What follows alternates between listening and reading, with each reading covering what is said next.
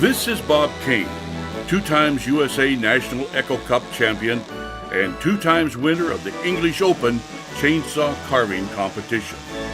He looks at a log or a stump and sees an eagle, a bear, or a dolphin. Grabs his chainsaw, and a few minutes later, we can all see and enjoy what only he saw at first. The chainsaw takes most of the work out of it. Should be a piece of cake. As national champion Bob King will tell you, the chainsaw is no toy. It is the most dangerous hand tool you can buy. Don't even think of using a chainsaw for anything until you've learned the proper way to handle it for your own safety and the safety of those around you.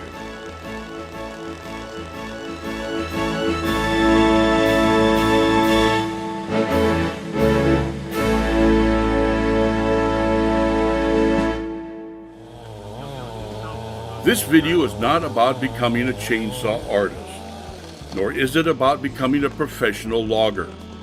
These loggers know how much they rely on a well-maintained chainsaw and how much damage it can do if not operated safely. When falling a tree, the danger is not limited to the chainsaw. If the tree is rotten, the top can break off and fall right down on top of you. Or the falling tree can twist off the stump or roll down on top of you after it has landed. This is no place for amateurs. It is dangerous work, even for professional loggers.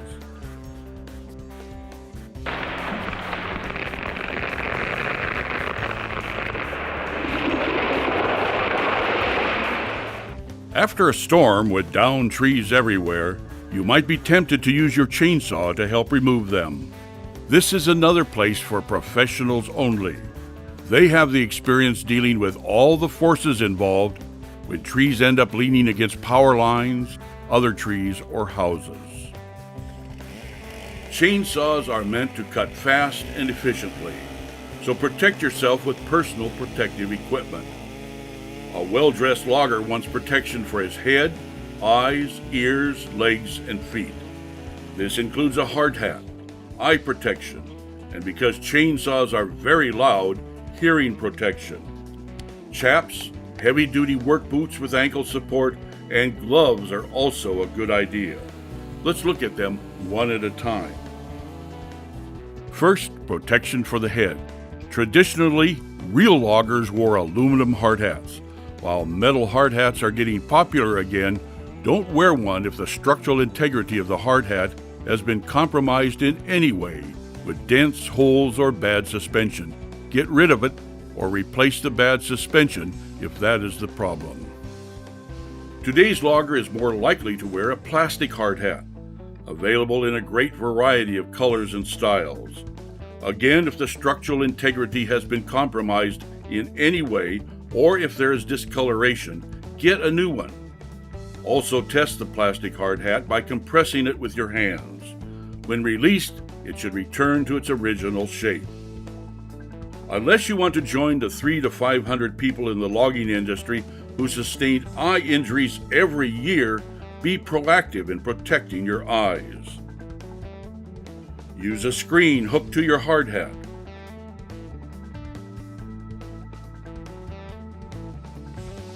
Or if you prefer, true safety glasses with side shields or wraparounds are good. Bug's eye goggles give a lot of protection to your eyes, especially if you wear prescription glasses. Another option are these mesh goggles. If you have to shout at someone standing just 3 feet away in order for them to hear you, both of you need hearing protection. There are 2 types of hearing protectors used most often in the logging environment. The most common is the earplug. It is important to learn how to insert them into your ear for the best protection. First, roll the earplug into a small cylinder. Pull the ear up and back, which will open the ear canal.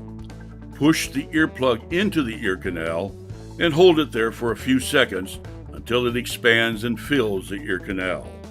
This will provide the tightest fit and greatest protection. The other approved ear protection is the earmuff, which is attached to the hard hat. For extra protection, earplugs can be worn under the earmuffs for really loud noise levels. Did you notice that the chainsaw artist we saw on the opening of this video was wearing a pair of chaps? Maybe you thought he was wearing the chaps because he was a cowboy.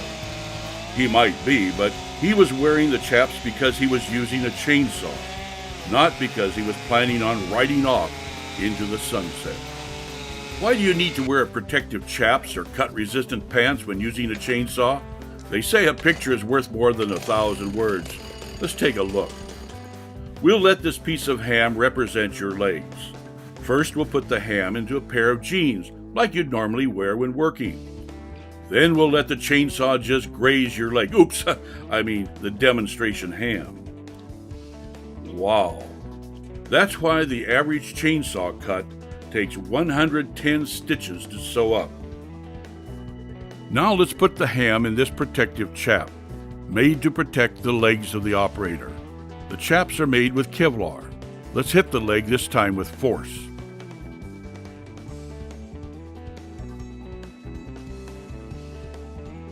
The chaps actually stopped the chainsaw by jamming the flywheel. They were supposed to. We can easily see that the chainsaw did not penetrate to the leg. Sorry, we mean the ham. If this was a real-life situation, you might have a little leg bruise, but it wouldn't require stitches nor hospitalization. If everyone using a chainsaw was smart enough to use chaps or cut-resistant pants, we would save millions of dollars in medical costs every year.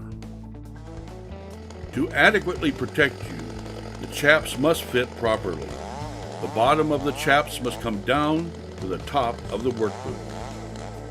Personal protective equipment will not eliminate hazards, but if used correctly, they can at least reduce the seriousness of the injury. Let's turn our attention to the chainsaw itself. The more you know about your saw, the better. Knowing how it operates will give you a better understanding of how to use it safely. First, consider the type and size you need. There's the large. That's a saw with more than a 28-inch bar. The big saws are best left for professional loggers.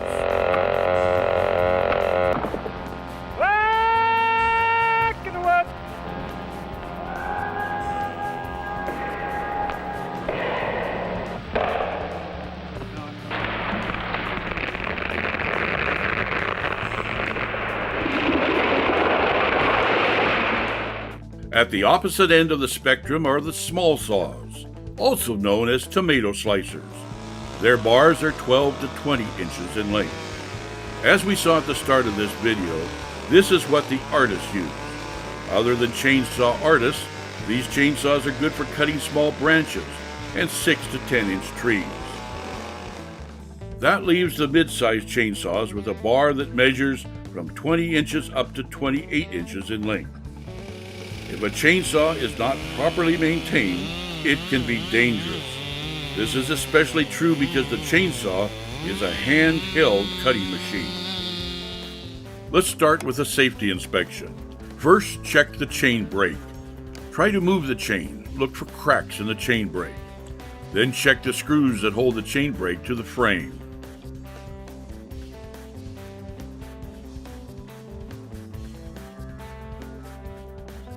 Check your throttle interlock. You should not be able to actuate the throttle trigger without depressing the interlock. At the same time, check that the handle is secure and that the anti-vibration mounts aren't broken.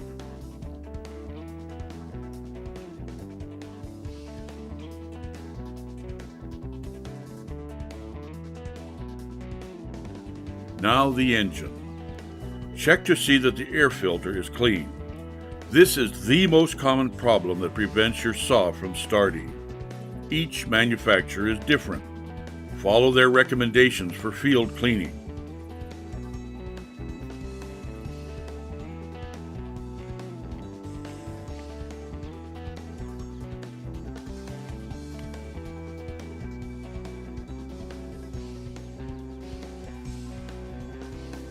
The spark plug should not be fouled and the gap set correctly.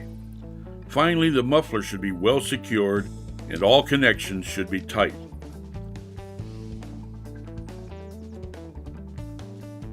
Next, the chain.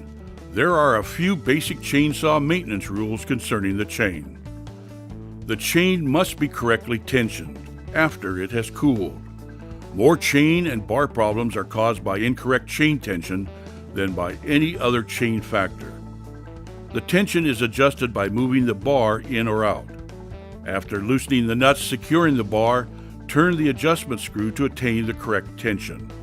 Then retighten the nuts to lock the bar in place. Beware, the chain has hundreds of sharp cutting edges. Wear protective gloves when handling the chain. If the chain is too tight, it will wear faster, run slower, and break easier. If it is too loose, it could come off the bar at high speed and cause a lot of damage and/or injury. This is an important adjustment. Take the time to do it correctly. At the same time, check that your chain is well lubricated. Another basic rule is that your chain must be sharp. A dull chain is outright dangerous from many standpoints. A chain can be dulled very easily by letting a moving chain hit the ground with rocks and debris, or by hitting a nail in the wood you're cutting. If you have to add more pressure to the saw to make the cut, the chain is dull. The chain will be hot, and the chips will be dark. They are burned.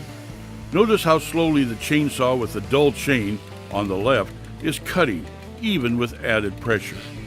It also doesn't cut straight. The chain should cut with a self-feeding motion as the chainsaw on the right screen does. Notice the cut is straight. You should always carry a spare sharp chain. Sharpening a chain and adjusting the depth gauges might be best left to the professionals. The saw should be adjusted so that the chain doesn't move when the engine is idling. Carry the saw with the engine off at your side, with the cutting bar and chains to the rear and outside. It's time to fuel up. Make sure the gas is mixed with oil to the engine manufacturer's specifications, generally 50-1.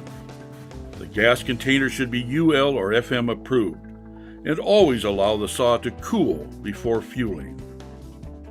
This is also a good time to top off the bar and chain lubricant.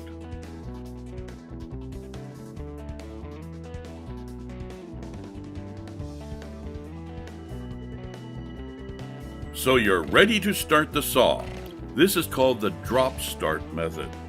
You're using the weight of the saw to start it. The bar and the chain swings down toward your leg as the rope is pulled. If the saw starts, you're all set to make a clean cut right through your leg. Not smart.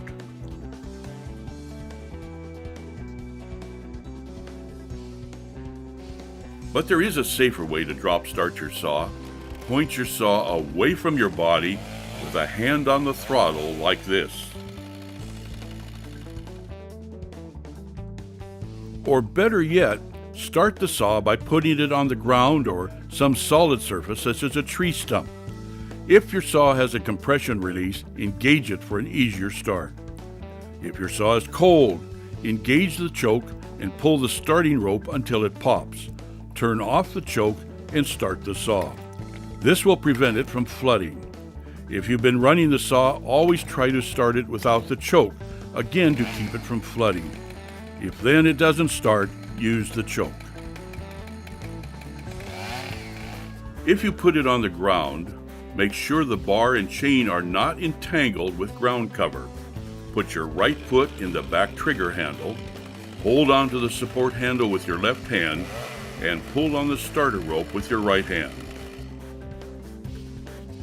If you can't find a piece of level ground or a solid platform of some type, you might find a knee lock start an alternative. The top of the handle should be in line with your left arm and tuck the throttle grip behind your right knee. Engage the chain brake before you pull the rope. Have you ever wondered why you have two thumbs? Amazingly, your thumb plays a very important role in controlling the chainsaw. Notice how the left-hand thumb wraps around the grip. It closes the loop. Not to be outdone, the right thumb does the same by closing the loop around the handle. Practice this.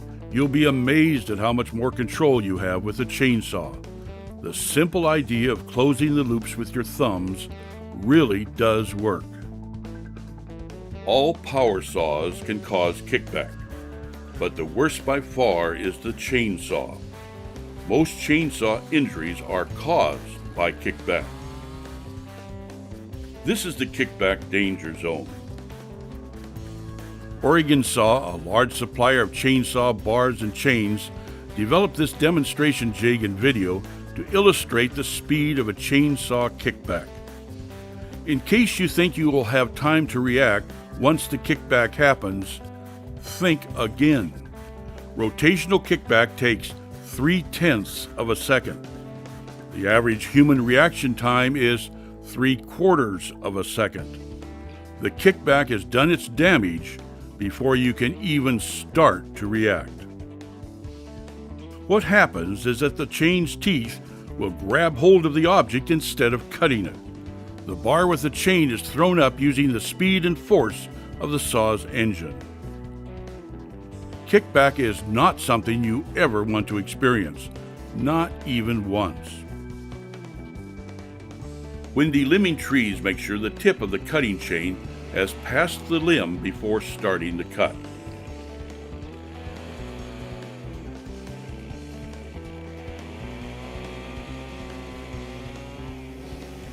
Also, be extremely careful when you have to buck a large log and you lose sight of the tip of your chainsaw bar. This is an accident waiting to happen. Make sure you are in control of your chainsaw in case of a kickback. So how can you avoid kickback? Here are some rules you must carefully follow, always, for as long as you use a chainsaw. You never get so good that you can disregard these rules. Number 1, use a saw equipped with a chain brake and a low kickback chain and bar. 2, hold the saw firmly with both hands. Your thumbs must be around both handles. Number 3, watch for twigs that can snag the chain. Rule number 4 warns about letting the wood you're cutting pinch the chain. Use a plastic wedge if necessary. Watch how the log is supported, and beware of the reactionary forces generated by the wood fiber inside the log. Saw with the lower part of the bar near the dogs, not on the top near the nose. According to rule number 5, pivot off the dogs.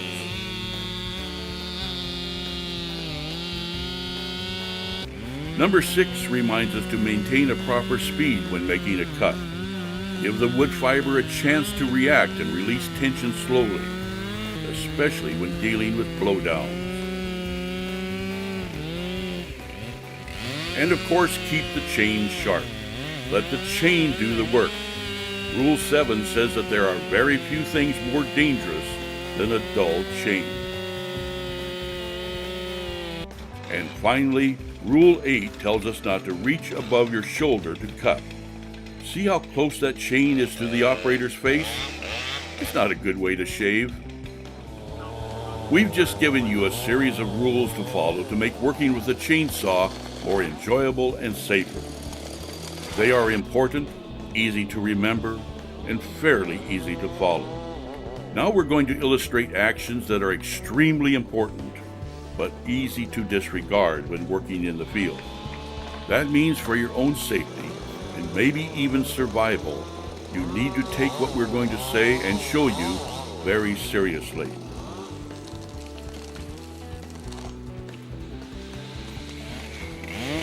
The first warning seems simple enough, but in a forest setting can be very difficult to accomplish. Before you start your cut, make sure you have a good footing, your body is in balance, and if you have to move, you won't be tripped up by undergrowth, twigs, and limbs. Don't start cutting until you're standing on something solid and you have a way to escape if what you're cutting starts to move.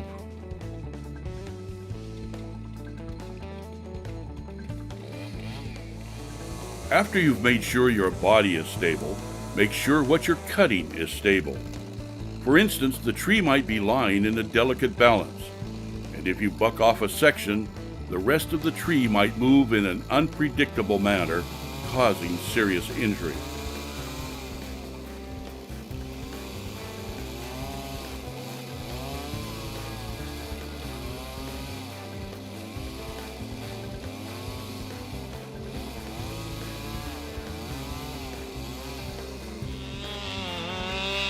Always work from the uphill side. What you cut off might start rolling with or without help.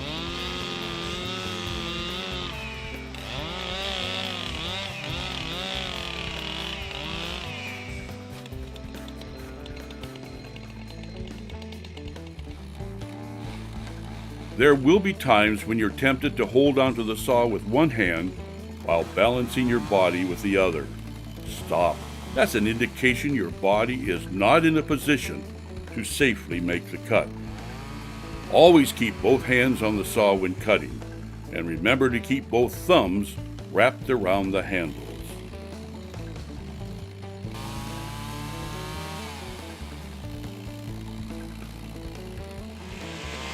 Don't get carried away thinking small limbs are a piece of cake. Before you cut, check to see if the free end is under tension. If it is, make sure you're out of the way in case it springs up.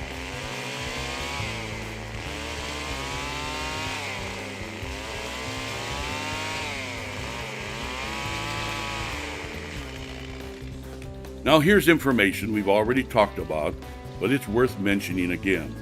Always have a plastic wedge or two with you when bucking logs. It is no fun freeing your chainsaw if it gets pinched while bucking. Use the plastic wedge to keep it from binding. And finally, remember that most of the time kickback is totally unexpected. Just in case, always stand to the side of the saw, never directly behind it, and have your thumbs wrapped around the pistol grip and handle.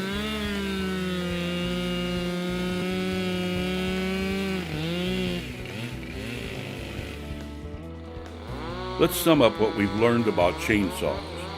Chainsaws, when not used properly, are dangerous tools. In fact, even when used properly, the unexpected can happen that will cause injury.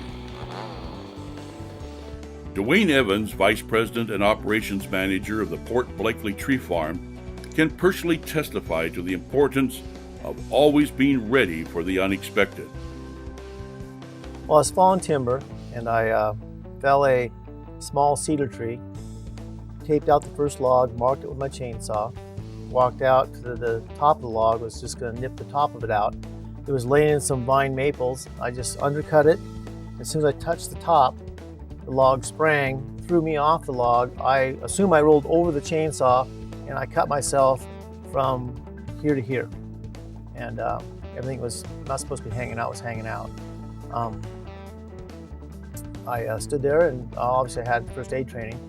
I realized that I was going to pass out, and I only had probably 10 or 15 minutes before that happened. I waited for my partner, the chainsaw, to stop, and I walked up to him, and at that point, he gathered the other cutter. They wrapped their shirts around me and packed me to the landing, and then by the time I got to the landing, the ambulance was there, and they took me to the hospital. But looking back at it, obviously I didn't notice that the tree was loaded when it was laying in the vines, and I've done this 1,000 times, just nip the top out. And probably pay a little more attention to how the tree's laying. It would have helped me. I probably would have made the same choice at that time. What do you mean loaded?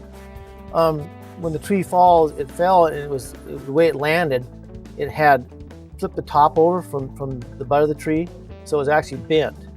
So when I bucked it clean, it sprang and threw me off the tree, off the top of the log. What advice do you have for people who are using chainsaws today? Really pay close attention to, obviously, your surroundings. Obviously, I should have probably been standing on the tree to begin with.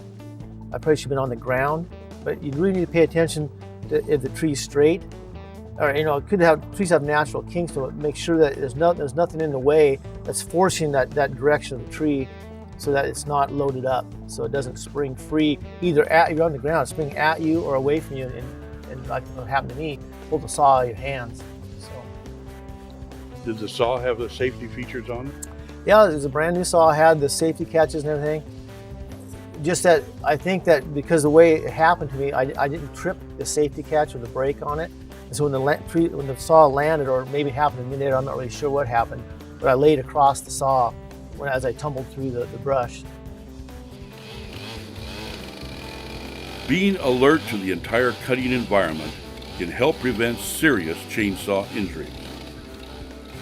Knowing your saw, using it properly, along with proper maintenance and care, can help reduce the risk when using your chainsaw. But the most important message we have to give is, if you come across a situation where you don't have the training, the experience, and the equipment to handle it safely, don't try. Call an experienced professional and get the job done correctly and safely. For more information, check our website at www.lni.wa.gov.